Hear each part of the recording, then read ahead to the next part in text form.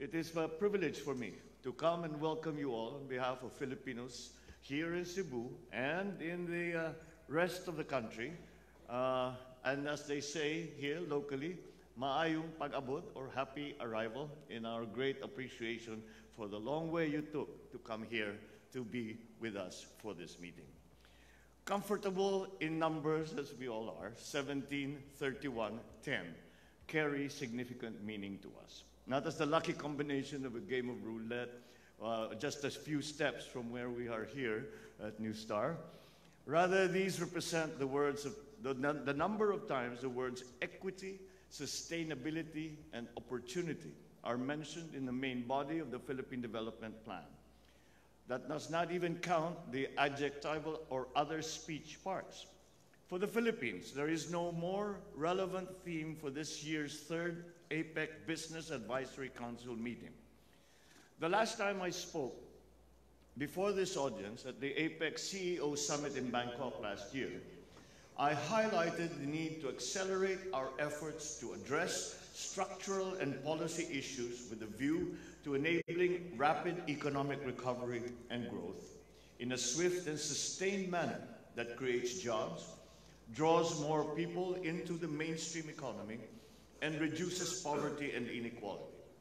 I also underscored that critical to this effort is our cooperation on issues such as food security, health systems, and of course, climate change.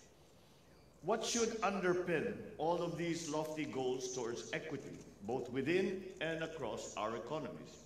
In the Philippines, our long-term ambition natin 2040, or our ambition for 2040, envisages comfortable, secure, and strongly rooted Filipinos where no one is poor or left behind.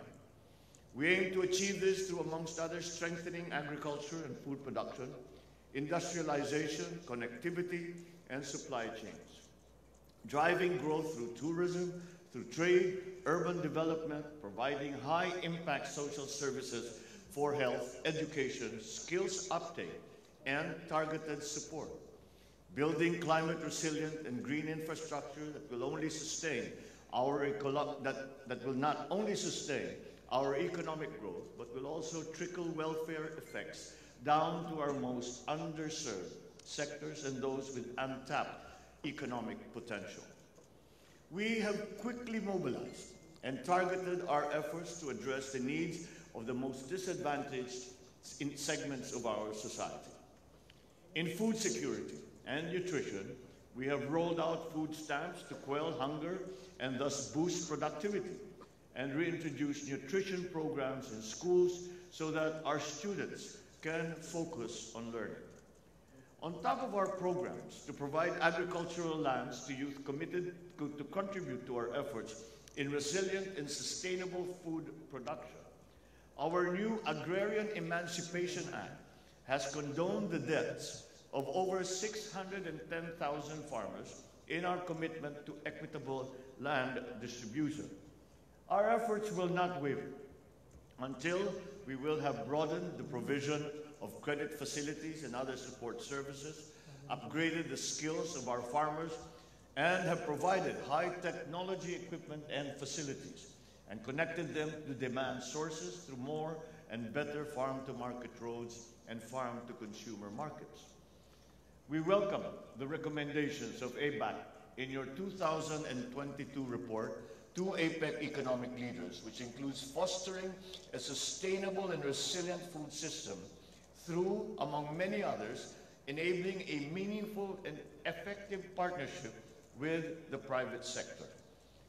Last year, we established the Private Sector Advisory Council, or the PSAC, to strengthen the voice and contributions of our private sector in government programs and initiatives in order to expedite the achievement of our economic objectives in recognition of the pivotal role of the business sector in this country's growth trajectory.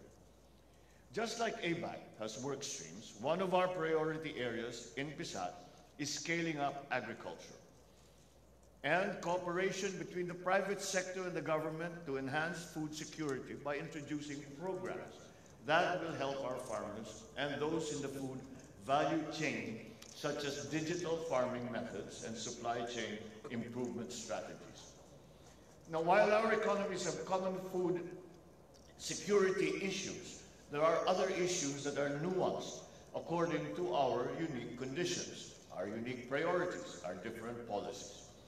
For us, developing this sector means overcoming geographic limitations by strengthening logistics and connectivity, building resilient technologies compatible with our climate and harvest seasons, advancing research and development and agricultural innovation, and also scaling up our production and productivity through the mainstreaming of digital technologies, data, and automation in this traditionally labor and capital-intensive sector. Effective cooperation in this regard demands cognizance of the unique challenges and opportunities in our respective economies, so that we can carve a way forward toward the achievement of our collective goals. It is for this reason that I commend the ABAC Philippines for hosting ABAC here, as I urge ABAC members to not only find inspiration from the surroundings to accomplish the deliverables that you have set out in the agenda of your respective working groups, but to also leverage the tools available at your disposal to find a common understanding, be it through the formal and informal sessions, discussions with guests and experts, or interactions with locals, which this excellently organized meeting has quite neatly lined up. In line with the recommendations of ABAC, as we engage with the business community, technical cooperation and capacity building play pivotal roles in ensuring that our economies are capacitated to implement our agreements, hasten our development by learning from each other's expertise and experience, and for us to ultimately find complementarities in our economies to not only strengthen our regional value chains, but also create new markets and opportunities and foster equitable growth. A recent study by McKinsey reveals that the business sector contributes up to 72% of GDP, and this is triple the value in 1960, with companies now accounting for 85% of technology investment and labor productivity growth. Like how much of economic growth comes from the business sector, should economies wish to drive economic reforms and structural policy shifts, much of the momentum will also come from the same sector. Today's global challenges, such as climate change, ocean waste and pollution, shift to clean energy, smart city agglomeration, they all require the economies, the transformation of the economic and business activities to ensure that these critical issues are effectively addressed, but in a sustainable and resilient manner. For our part, we stay committed to our nationally determined contribution, but we also have shifted the global discussion on climate change by now focusing on scientific findings and undertaking practical actions that may immediately be implemented on the ground, including through localizing our climate action plans, launching a sustainable finance roadmap to encourage public and private investments in green projects, and a sustainable finance framework for sovereign green bonds, pushing for a ban on single-use plastic and encouraging circular economy approaches, and not least, embarking on projects to accelerate the transition to clean energy. The business sector, as not only a major contributor to the economy, but also the most aggressive agent of change in our society today, has a role to play. I see three areas of partnership to advance our efforts towards sustainable growth and climate action. First, the government and business sector must come together to identify practical, pragmatic, and promising solutions to sustainably address pressing issues like energy insecurity, the triple threat of climate change, pollution, and biodiversity loss. Striking a balance between being prescriptive and affording especially developing economies with policy space, we can pursue innovative technologies and approaches. For example, in the exploration of nuclear energy and small modular reactors as viable options for low or zero carbon energy sources. In the Philippines, we have identified the use of renewable energy as the top of our climate agenda, and we need all the support of the business sector to see this through to fruition. Shared investment would alleviate the financing burden of governments, while the expertise of businesses in areas such as planning, operations, and execution, and ensuring returns can be mainstreamed in the sustainability projects of the government. There are benefits to utilizing data and models that come only from business activities. Let me cite for you an example. In designing the green transition of our transportation sector through the use of sustainable and clean fuels, building of green corridors, and modernizing our public transportation, we need to analyze fleet capacity and travel time, fuel consumption, and other data to enable us to make informed decisions on projects. To extend this further, data templates, indicators, and baselines across our economies have to be standardized so as to facilitate data collection and exchange, which will in turn strengthen the technical cooperation within APEC. Finally, we need not only the cooperation, but the leadership of the business sector in setting up standards on responsible business conduct that will encourage sustainable practices while balancing rapid growth. Not a simple job to do. Opportunities abound for our people if APEC preserves its strength as an incubator of ideas, driven in large part by the significant contributions of APEC and the dynamism of the business community in our region. We have proven this in some of our agreements that have made their way to the multilateral trading system.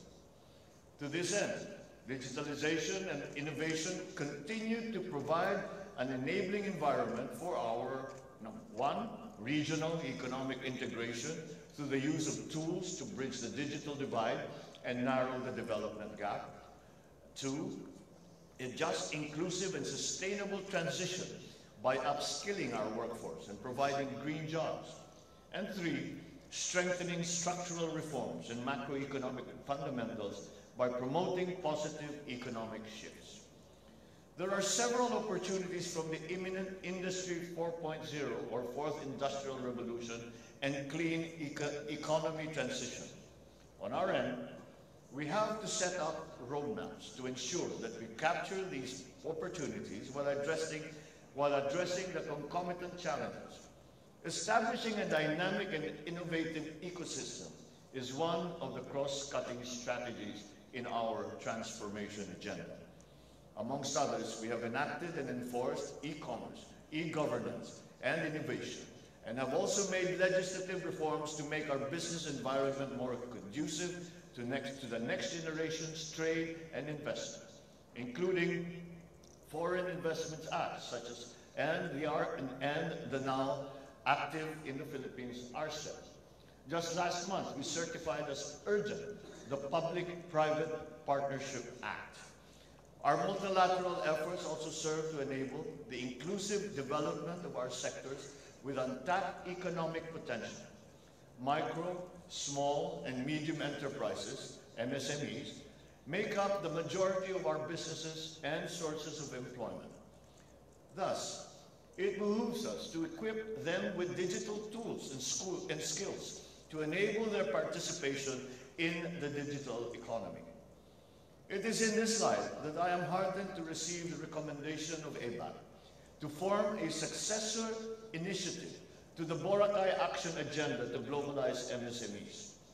With the ambitious agenda set by the US this year for their APEC hosting and the upcoming SME ministerial meetings, I am certain that actions will quickly follow our intentions.